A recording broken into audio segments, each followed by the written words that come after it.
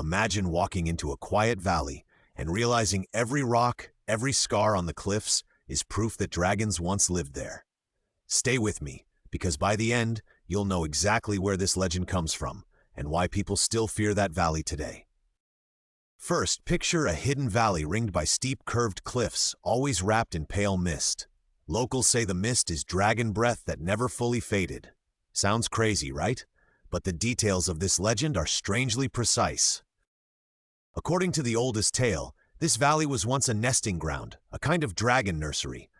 Not a battlefield, not a lair, more like a cradle of scales and wings, hidden far from human eyes. But how did people even discover it? The story says a wandering shepherd lost one of his goats and followed its trail into the valley. Instead of a predator, he found giant empty shells as tall as he was, scattered like broken pottery. Not bones, just shells. He ran back to the village, shaking, claiming the valley was cursed. But an old storyteller connected his description with something older. Carved symbols on a stone showing huge winged shapes curling around circles like eggs. From that day, the valley gained a name, the Nesting Hollow.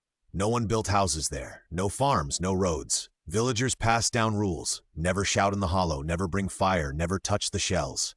But rules appear for a reason. One rule came from a chilling part of the legend. Any loud noise in the valley would wake the stone. People said the ground itself remembered the dragons and could call them back.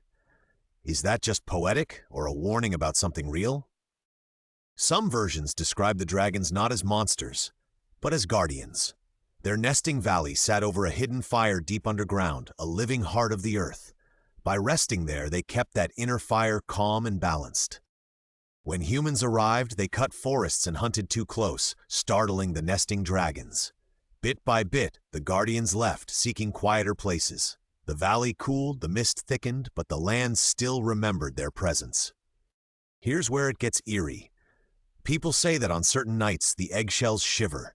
Tiny cracks appear, then seal again, as if the memory of hatching replays over and over in the valley, long after the last dragon has gone. Skeptics argue it's just the ground settling or changes in temperature. But then they have to explain the scorch marks, long, sweeping black arcs on the rocks, too smooth and curved to be from ordinary fires or lightning. In the legend, those marks are from the last great takeoff, when every dragon rose from the valley at once. The air shook, stones cracked, and the cliffs kept their shadows like a painted memory so no one would forget. Some storytellers add a twist. Not all eggs hatched. A few never opened, hardening into stone. That's why strange oval boulders lie half-buried in the soil, smoother and more regular than any other rock around them. One farmer supposedly tried to break one of these stone eggs to use as building material. The legend says his tools snapped, and that night he dreamed of a huge eye opening beneath him, watching, but not attacking, just waiting. Whether you believe that or not, the valley's birds act strangely. They avoid flying over the center, circling only the edges.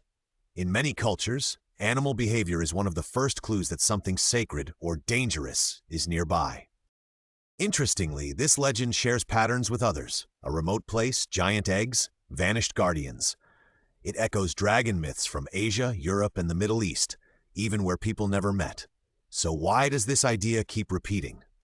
Psychologists might say the Dragon Valley reflects our fear of forces we can't control: volcanoes, storms, earthquakes. Dragons nesting over hidden fire become a story shape that helps us point at danger and give it a face. But myth lovers argue the opposite. Maybe people told these stories because they found real traces, giant bones, fossils, or strange geological patterns, and dragons were the best explanation they had at the time. Now imagine visiting this valley at dusk. The mist glows faintly, insects buzz, but everything feels expectant. You know the stories. You see the shells, the scorch marks, the stone eggs. Rationally, you're safe. Emotionally, you're not. That tension between "I know this isn't true" and "what if it is" exactly where myths live. The valley becomes more than a place. It's a test of belief, of imagination, of how much mystery we're willing to accept. In some endings, the dragons never return, but the people quietly protect the valley anyway, treating it as a sanctuary. They don't worship, they don't mine, they simply leave it alone, as if saving a seat for an old friend. In others, there's a prophecy.